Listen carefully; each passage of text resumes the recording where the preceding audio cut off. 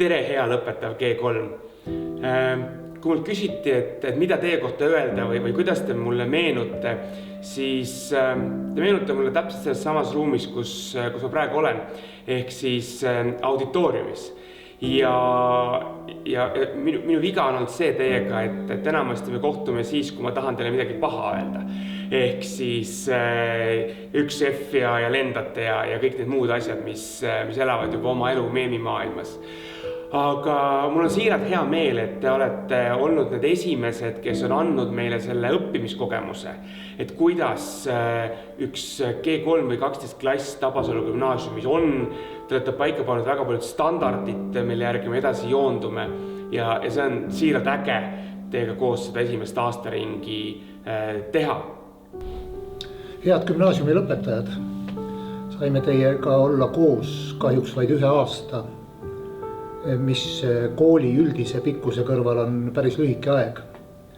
Aga ma loodan, et te ikkagi saite midagi kasu nendest eesti keele tundidest ja midagi ka õppisite, mida te enne võib-olla ei teadnud või ei osanud. Aasta alguses, kui me esimest korda nägime, siis ma küsisin kõigilt, et mis te viimaste aastate jooksul lugenud olete ja suuremal jaol ei tulnud midagi meelde. See tulnud meelde ja väga raske mõtle, kui sa oled üldse 1 või 2 raamatut lugenud viimase paari aasta jooksul ja need ka ei tule meelde, siis on natuke kurb. Ja kellelgi teist, ma ei mäleta aga kellelgi teist tuli meelde, et ta vist luges Shakespeare'i Hamiltoni, aga tal jäi pooleli, sest väga halb raamat oli. Tere, armas G3. Kui ma mõtlen teie peale, siis mul tuleb 2 märksõna, mis mul teiega seostub. Üks on emotsionaalsus ja teine märksõna on pisarad.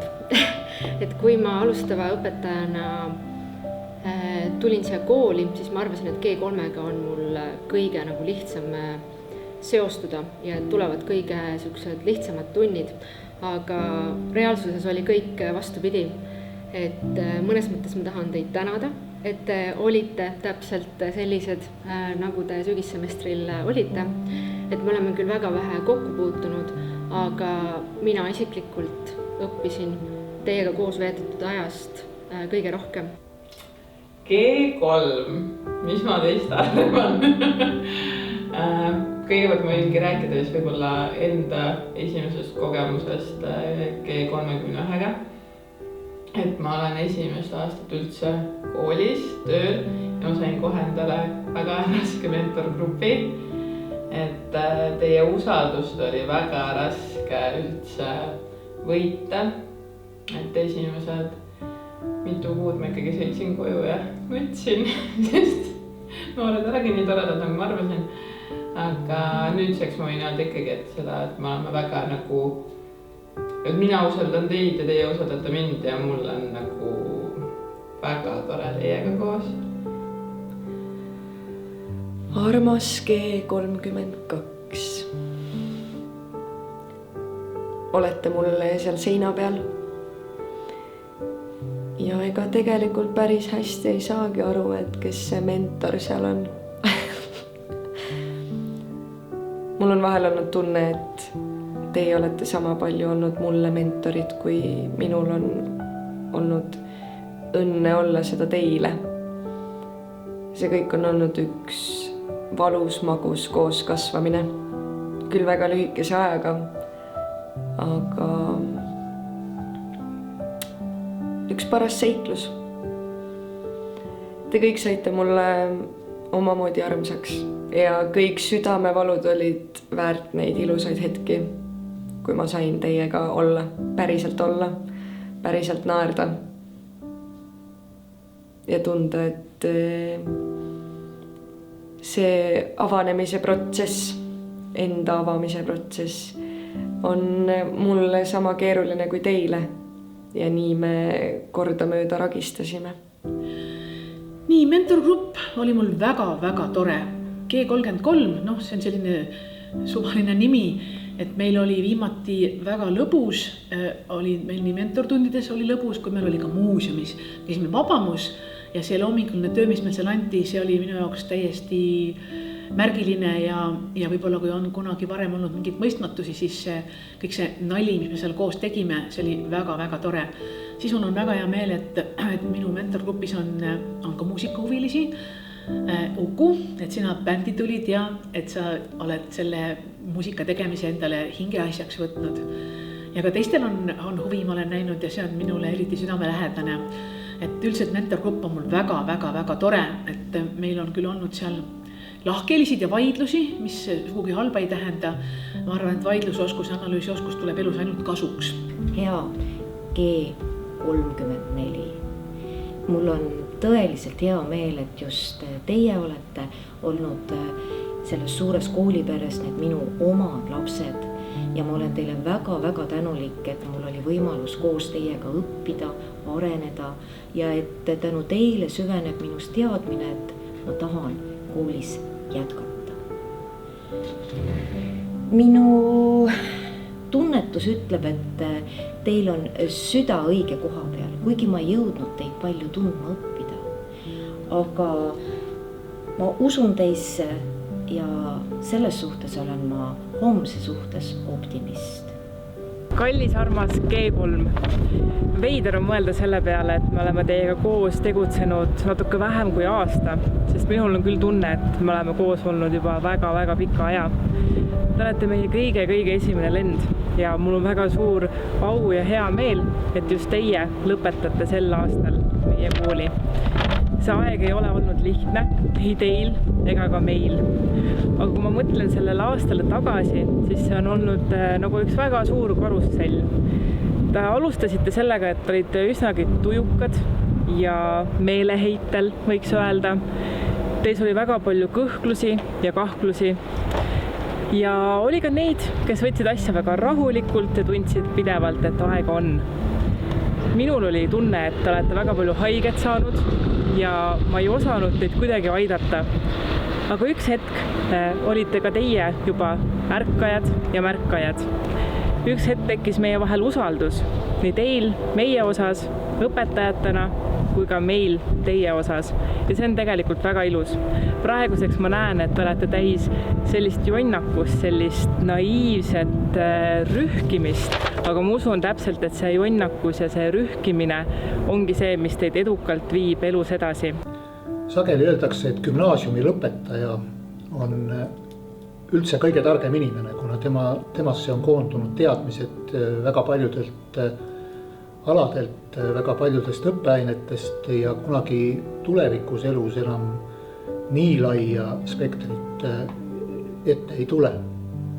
Olen tähele pannud elus, et kõik need, kes midagi saavutanud, need on selleks ise oma haridusteed väga palju korraldanud, väga palju ise juurde õppinud, mõelnud, ennast juhtinud, et see elus hakkama saamine ja toimetulek on väga palju seotud ka oma tahtega. Teist kõigist saavad ühel või teisel moel maailmaparandajad ja abiks ehk kompassiks on teil selleks teie oma südametunnistus ja need väärtused, mida te olete kaasa saanud kodust ja koolist.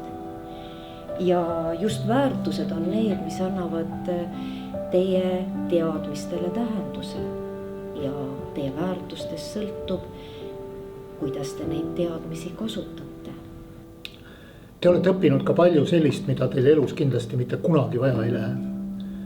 Ma soovin teile esmalt seda, et te oskaksite vahet teha nendel teadmistel, mida teil läheb vaja ja mida ei lähe.